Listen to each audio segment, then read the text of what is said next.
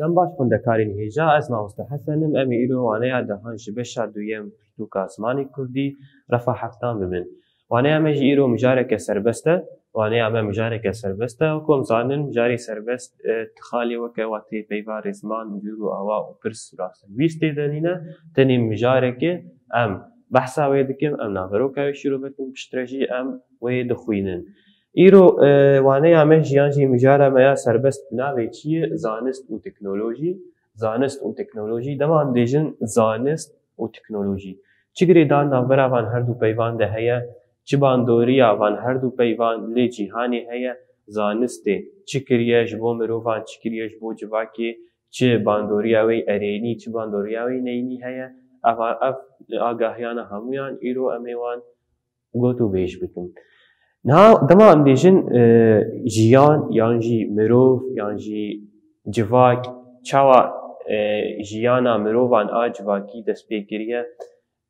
Em hemû dizanin destpêkê mirov bi tena serê xwe di jiyan dema dîtin ku lawir hevra weke hêzekê çê dikin û ji berî hevra dibin wê demê wan nas kir ku ji bo xweparastinê, ji bo pêwîstiya xweparastinê divê ku weke koman bijîn destpêkê komên biçûk çêbûn piştre hêdî hêdî ew kom mezin bûn, neştêcih bûn, bûn xwedîcih û war, gund ava kirin, tiştin nû afirandin û piştre hêdî hêdî ew gund jî mezin bûn. Bi mezinbûna wan gundarê, bi pirbûna hejmara mirovan, bi afirandina amûrên nihirê hêdî hêdî zanist bi pêş dike. Dişxwa dema em bêjin zanist, dema em bêjin zanist. Zanist ji destpêka ku mirov hatiye ser rewê dinyayê zanisteke xwe heye, lê ew zanist ji rewşekê derbasî rewşeke din dibe, ji rewşekê derbasî rewşeke nûtir dibe. Hêdî hêdî ev zanist bi pêş dikeve, hêdî hêdî ev zanist fireh dibe ta ku digihêje asta teknolojiyayê. Digihêje asta teknolojiyayê. Çawa me got bi pirbûna mirovan, bi çêbûna gundan, bi guhertina jiyanê re mirovan ji xwe amûrin niha afirandin. Ev amûr jî, ev amûrên afirandinê ji bo pêwîstiyên jiyanê ye. Lê ev amûr jî weke hemû tiştên din di jiyanê de rastî guhertinan hatin, rastî pêşketinan hatin, ev amûr hêdî hêdî pêşketin heya ku ketin warekî teknîkî de. Piştî ku gund mezin bûn, êdî bajar çêbûn wê demê em bêjin mînak mirov li cîhanê belav bûn, dûrî hevketin, wê demê pêwîstiyê wan bi ragihandinê hebû, pêwîstiyê wan bi têkiliyan, bi peywendiyên bi hev re hebûn. Îca em bêjin çawa kirin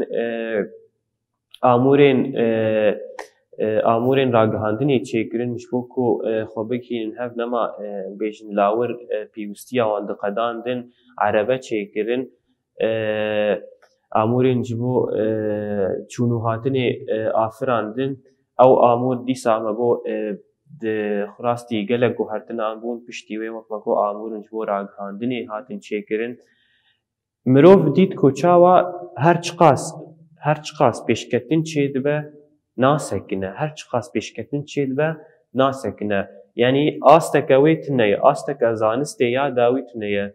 Her çi qas tiştekî nû dafirîne, ew tiştê nû rê ji bo tiştekî nûtir vedike. Her çi qas tiştekî nû diafirîne, ew tiştê nû rê ji bo tiştekî nûtir vedike. Wê demê çawa bû jiyana mirovan hêsantir bû, jiyana mirovan hêsantir bû, xweştir bû. Em bêjin mînak wek niha dema ku kesekî me li cihekî dûr bi, li şûna ku em nameyan ji hev dûr re bişînin, li şûna ku em nameyan ji hev dûr re bişînin û bi mehan ev name dereng bimînin, em tenê dikarin di çend xulekan de em pev re biaxivin, em hevdû bibînin. Yanî em bêjin çawa jiyan hêsantir bûye, xweştir bûye. Lê ev aliyê wê yê erînî ye, aliyê zanist û teknolojiyê yê erînî ye. Niha ceme em zanin di jiyanê de her tişt xwedî du aliyan, aliyê erênî û aliyê neynî. Tiştek di jiyanê de xwedî aliyek erênî yan jî xwedî aliyek neynî tune ye. Her tiştek du aliyê hene. Aliyekî erênî û و عالیەکی نەینی. لەوێدەوە کەمە گوت زانست و تەکنۆلۆژیا gelek عالیە نوێیە ئەرینی هەبوون، gelek عالیە نوێیە ئەرینی هەبوون، ژیانە مرۆڤان gelkî خۆشکردن، ژیانە مرۆڤان gelkî هێسانکردن، لێ عالیە din jî gelek xerabî kirin. Yani em bêjin ev domana ku ji erebeyan derdikeve bandorî li xwezayê kirin, pirbûna avahiyan bandorî dîsa li şînatiya û li xwezayê kirin. Em bêjin mînak bandorî bixwe li mirovan bixwe hat, yanî tu dibînî di malekê de çend kes endamên wê malbatê pev re rûniştîne lê pev re neaxivin. Her kes yani em bêjin jiyaneke wî ya cuda heyî têkiliyê wan bi hev re qut bûne, her yek di cîhanekê taybet de dijî ev hemû çin ev hemû bandoriyên teknolojiya yên neyînî ne. Yani weke me got bandoriyê wê yê erînî hebûn, her wiha jî bandoriyê wê yê neyînî hebû. Lêniha li vê de pirsek heye, em vê pirsê ji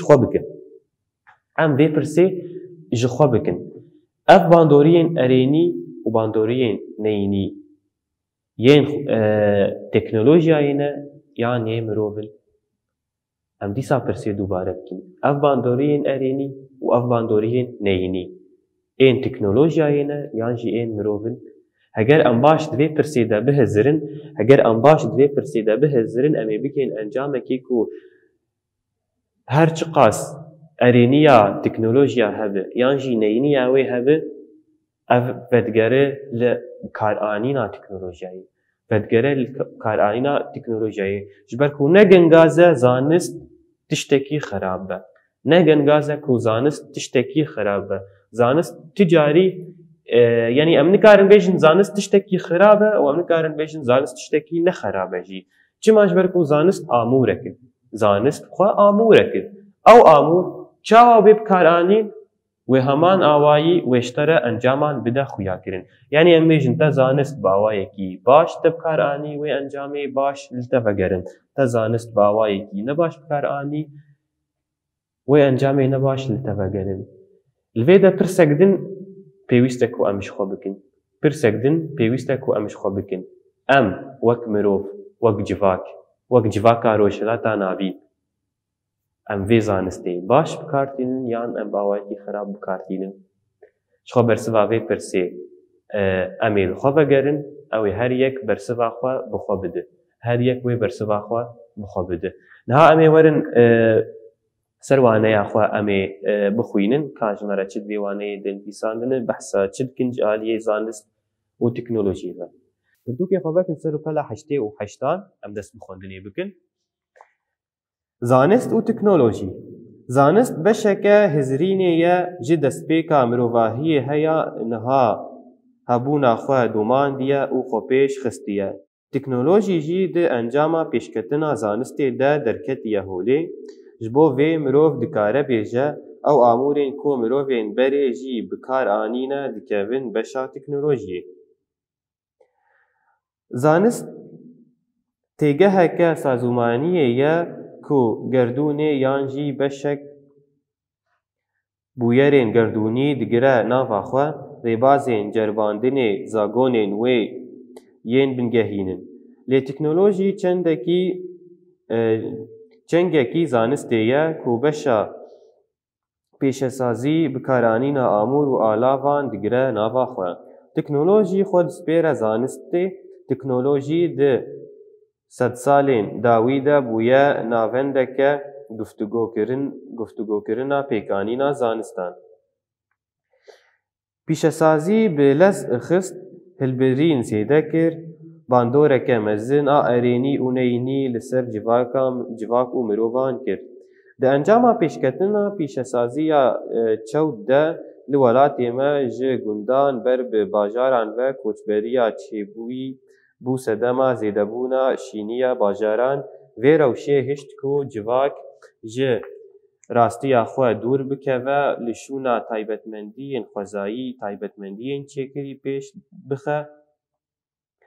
Her wiha di sedem بوو سەدەم و هەفسەنگیە دناوبەرە گوند و باژاران de têk biçe, berhemên civakê kêm bibin û di çandê de jî qirkirineke mezin pêş bikeve. Vî awayî xwendekarên hêja me xwendina waneya xwe jî bi dawî kir wek ku me destpêkê behs kir çawa bandoriyên erênî û neyînî ên teknolojiyê hene li ser civakê me goçî ev bandoriyên erênî û neyînî li kê vedgere, li mirov vedgere li gorî bikaranîna wî.